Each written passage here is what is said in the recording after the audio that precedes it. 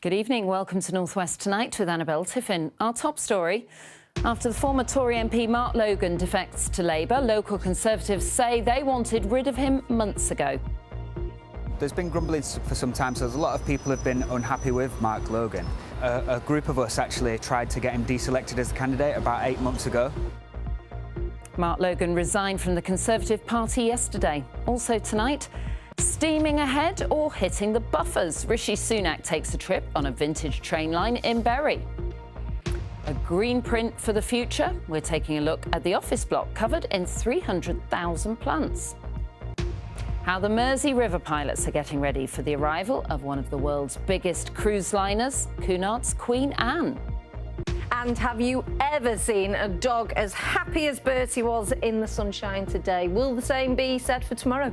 Join me at the end of the programme. I'll give you all the details.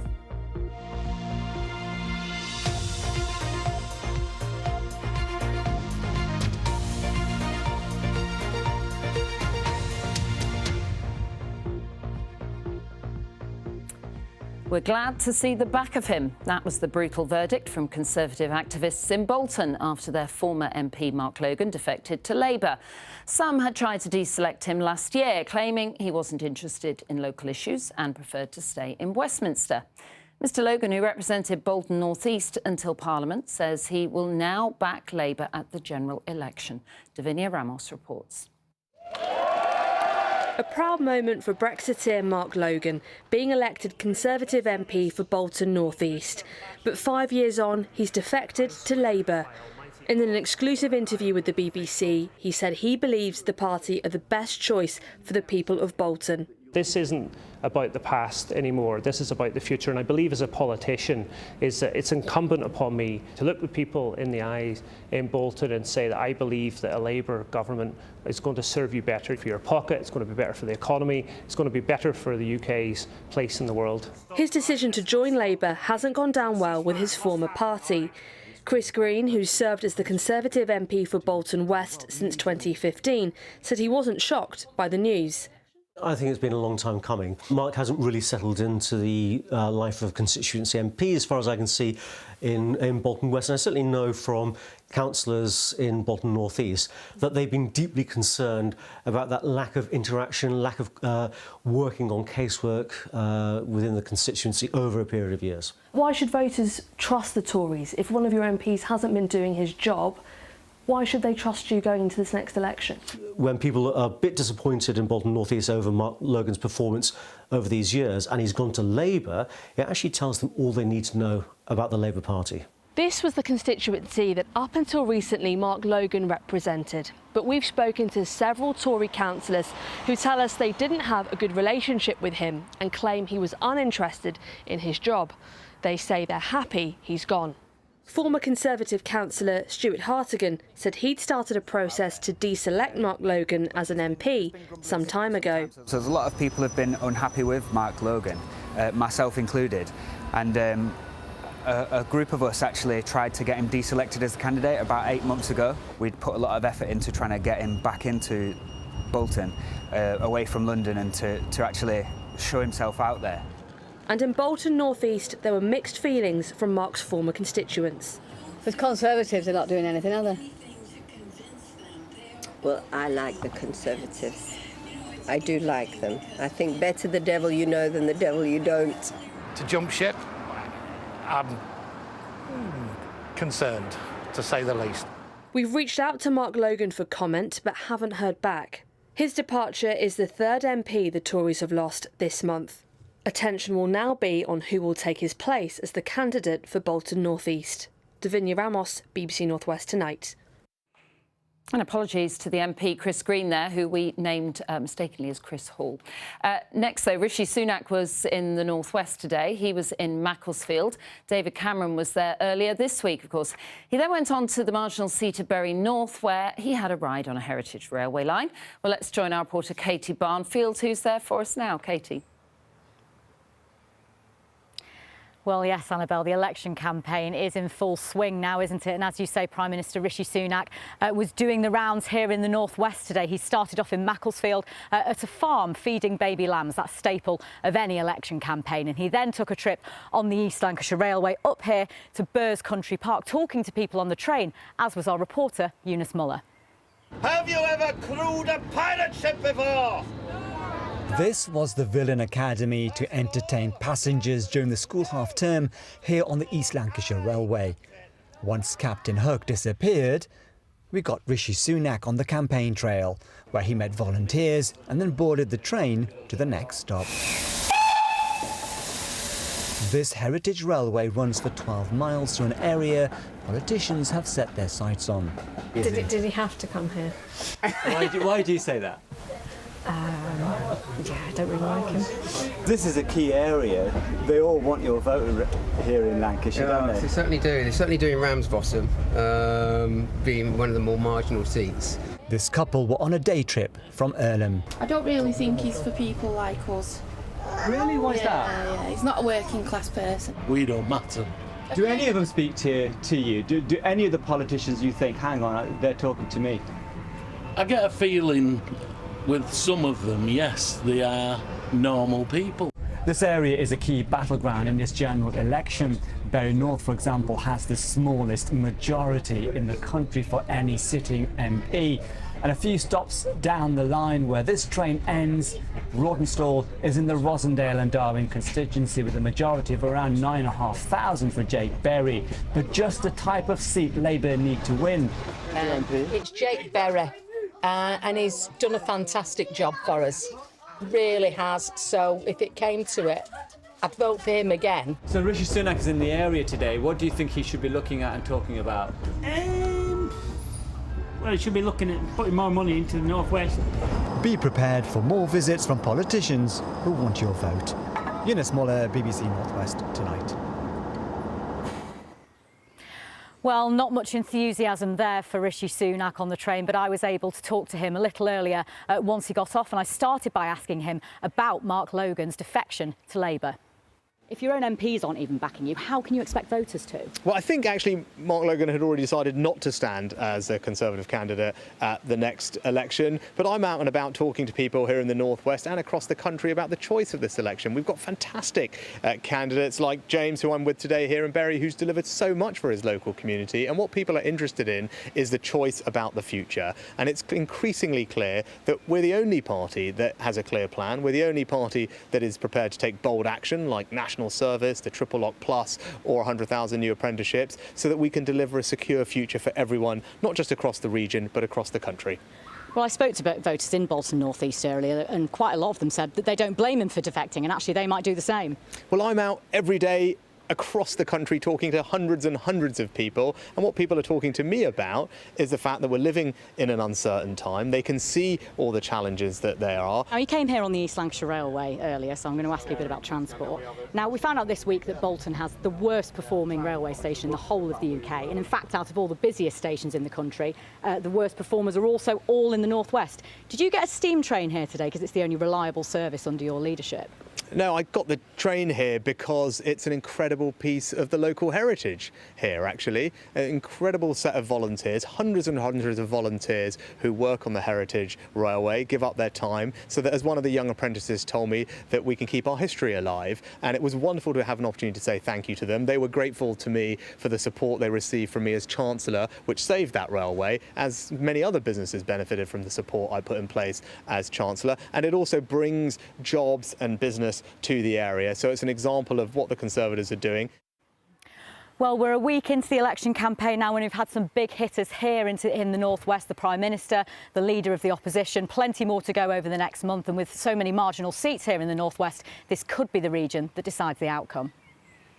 Katie, thank you very much. Yes, it will get very interesting. And of course, if you want to know who's standing in your area, we mentioned Bury North there, didn't we? You'll be able to find a full list of candidates, I think, from Monday. They're being updated as we get them, and you can find them on the BBC website. Well, let's get some of the day's other news now. And police say the scale of the crimes committed by a sex offender from Stockport is unprecedented. Nicholas Moxham from Heaton Chapel was convicted yesterday of more than 30 sex offences against 7 women, including rape, controlling prostitution for gain and forced labour. He'll be sentenced in July. In my experience, it's unprecedented, the scale of offending for one single individual to be responsible for. And I've certainly never been involved in an investigation like this in my career to date. I think everybody's glad to be able to bring it to this stage and see the benefit of the work that we've all put into it over the last couple of years. And we're overjoyed that we've got the results that we have, not only for us, but also because it's right for our victims. The mother of a murdered Liverpool teenager says she'll continue to fight for justice ahead of the anniversary of his death. This weekend marks 7 years since 18-year-old Yusuf Sonko was shot dead in Toxteth. His mum says she can't rest until her son's killer is found. I am very, very, very angry and upset. 7 full years from day one. I'm still fighting for the justice.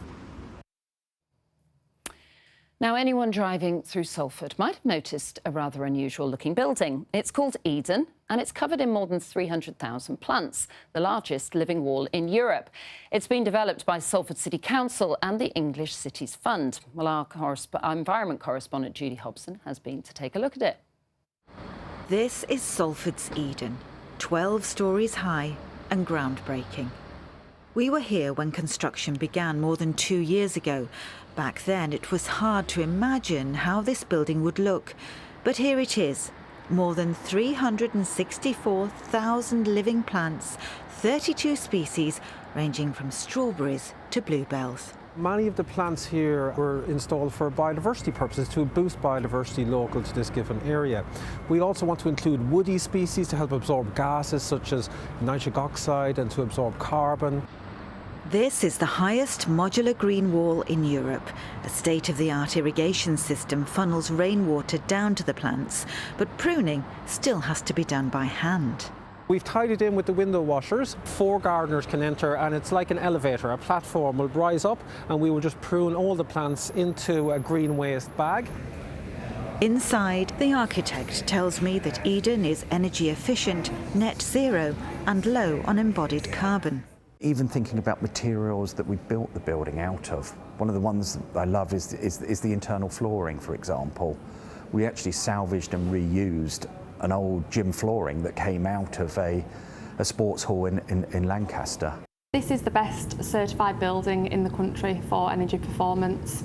We're hoping this is a green print for the future of office buildings, and we've really tried to create something that pushed the boundaries in terms of how sustainable construction can be. So here's one of the new working spaces that we have. Companies will start moving in a few weeks. I think being greener is #1 priority. It's no longer a slogan. It's basically within the fabric of all of the businesses who work within Manchester. Being greener can come with a higher price tag. Today's employers, however, say green credentials are becoming more and more important to young people. It's definitely part of the decision making that people make when they're choosing their employer. And so I think moving into a building like this is really important for us because it gives us a competitive edge in a really challenging recruitment market. It's the building which all others should be modelled against. And the living wall is almost a cherry on the cake. It's what gets the conversation starting. All eyes have been attracted to Eden, but once they learn about Eden, it becomes a fascinating building within itself. So could Eden become the blueprint for a new generation of buildings here and across Europe? Judy Hobson, BBC North West Tonight, Salford. Now, all this week, we've been looking at the issue of special needs provision for children in schools. But what happens when they leave? Well, only around 5% of young adults with learning disabilities find a job. But Stockport's Seashell Trust, which runs a school and a college, sees 4 times that number of its students employed. Lindsay Prosser has this report. Molly. Look at that. Oh, my goodness. Very nice to see you again. It's good to see you too. How are you doing? Very. Molly is used to meeting royalty. She attended the Seashell Trust School and College and now works as a fundraising ambassador for the organisation. Just makes me really happy. I'm really excited.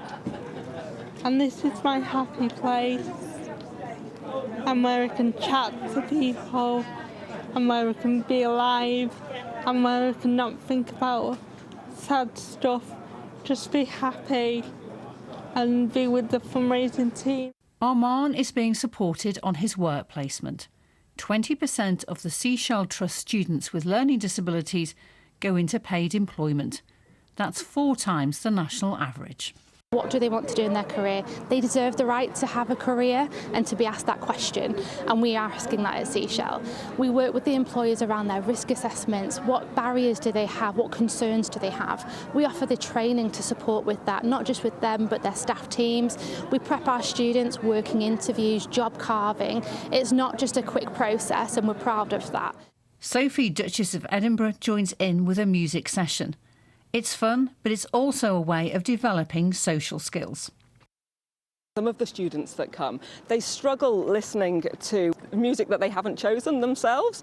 So to be able to sit and do a performance in front of lots of people and be able to be a part of their song that they've chosen, but also to enjoy the music with other people and to play the musical instruments is such an achievement for them. Adapted bikes ensure all children enjoy cycling.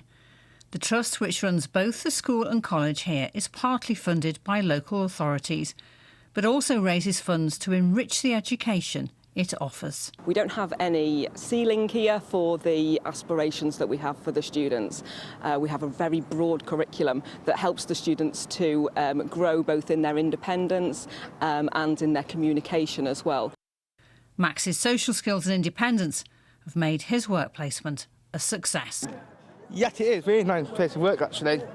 I won't be there. I work there after college. It's noisy and busy, but it's a lot of fun. Yes. Yes, it is. The aim here is to ensure that many more youngsters are able to find paid employment that brings them fulfilment. Lindsay Prosser, BBC North West Tonight, Stockport. Right, we're going to move on to sport now. Richard is here. Richard, it looks like the proposed takeover for Everton isn't going to happen now. It does, Annabelle, yes. The proposed takeover by the Miami-based 777 partners appears to be dead in the water, with just a few hours to go before a deadline set by Farhad Bashiri, the club's current owner, expires. The American group still haven't come up with the money. There's understood to be interest from another US-based group and also from businessman John Textor, who has a stake in Crystal Palace. Watch this space, as they say.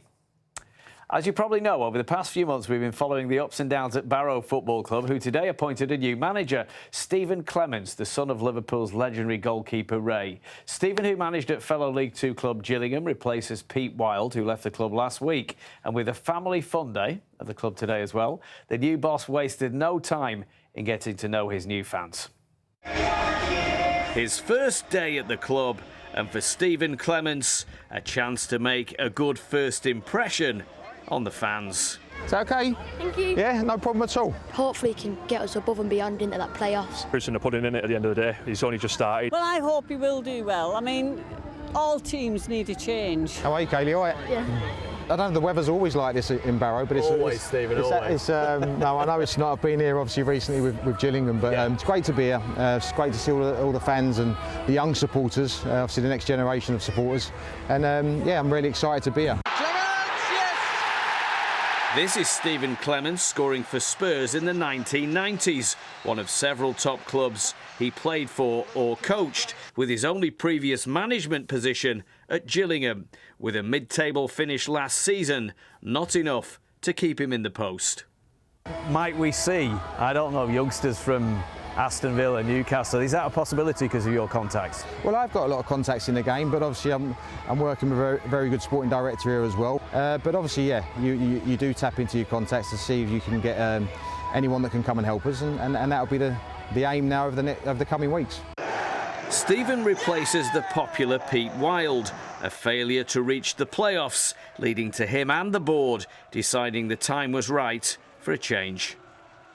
It was a really difficult period for the board, and I think it's just one of those things in time. Sometimes you can't choose the cards that you're given that you're dealt, but you just have to play your best hand. I think it's just about going forward now, Richard. It's quite an exciting period. You know, we're looking into the summer for recruitment now, and you know, it's onwards and upwards. Someone in my position, you always have to have your eyes open of whatever happens down the avenue at some point. And we crossed paths with Stephen before, and he sort of impressed me from that moment. I believe I'm coming to a club that's got a good chance of being successful, and that's what I want to do. I'm a winner. I want to win football matches, and that will be my intention here. And with the club clear that he will have money to spend to strengthen his squad, Barrow fans will be hoping he is the right man to bring success to the Bluebirds. All the best of luck to Stephen, and in rugby union to Sale Sharks, who are counting down to their huge Premiership semi-final at Bath tomorrow, with the Sharks given a major boost with the return of England star Tom Curry. The back row man is set to make his first appearance since the World Cup. He's named on the bench for the winner-takes-all match at the Rec. To get to finals and to be competing for the cups at the last stage kind of rubber stamps what we've been trying to build for the last 3 years. You know, it's going to be a Herculean effort again to get there. Let's hope the Sharks can do it. Luke Littler makes his US debut playing at Madison Square Garden this weekend as well in the US Darts Masters. After winning the Premier League title last week, the 17-year-old is the star of the show. When isn't he?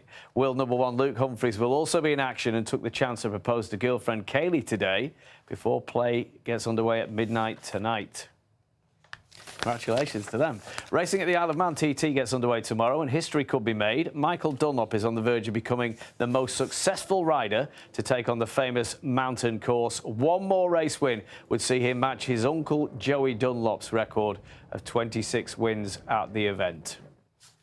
Amazing racing family. Finally, Rugby League, a cracking doubleheader at St Helens' Totally Wicked Stadium today. It's Saints women, they're already in action. They're leading Wigan Warriors women by 14 points to 8. Saints men, Annabelle, take on Catalan Dragons at 8. I always think it's brilliant when the men and the women play in the same venue on the same day. Yeah, it is, isn't it? Richard, thank you very much. How romantic is Luke Humphries? Isn't he just? Nice? Thank you, Rich. Now, on Monday, Cunard's new cruise ship, the Queen Anne, will be in Liverpool for her official naming ceremony. The Cunard Company was started in Liverpool in 184 years ago. The Queen Anne will perform a salute in the Mersey, a manoeuvre which the river pilots have been practising for months. Andy Gill reports. Half an hour after high water Liverpool, on an 8.7-metre tide.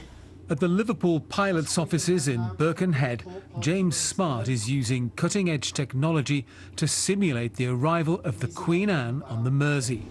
I'll give you 20 knots of wind from the southwest. 20 knots of wind southwest. With a colleague setting the conditions, James is practicing moving the ship away from the cruise terminal and into the middle of the river. That's where the naming ceremony will take place on Monday. Ceremonial position is in front of the Three Graces. The ship will be heading in a north-south position, right in front of the Three Graces, so it's going to look spectacular. OK, simulation running. They know what the tide will be doing on Monday, but they can't predict the wind, which is a potential problem while manoeuvring Cunard's second biggest ship ever. A lot of ship out of the water, the wind will have more of an effect. So although she's a very powerful ship, she's got all the latest technology, you know, you have to be very careful. And of course, the River Mersey is extremely powerful tidal range. So, you know, when tide and wind are combined, we have to be very careful. The Liverpool pilots have been operating for more than 250 years. And as seafaring has changed, so have they.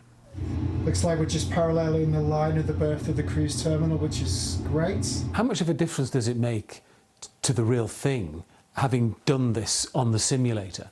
It does put you at ease a little bit, that knowing that we've got this incredible simulator, we're able to practice. You know, making a mistake on the simulator is a good thing, you know, because you learn lessons. When you're on the bridge, you're with the captain of the ship. To what extent is it a team effort, or are you the boss? Certainly not the boss, but it's a huge team effort bringing in a ship of this size into the port of Liverpool. Pilotage is just one side of it. Without the captain and her team on board, you know, we just wouldn't be able to operate. James will join the Queen Anne in Belfast on Sunday night to bring her into the Mersey at sunrise the next day. That's the ship stopped in the water now. We're in position, safe water.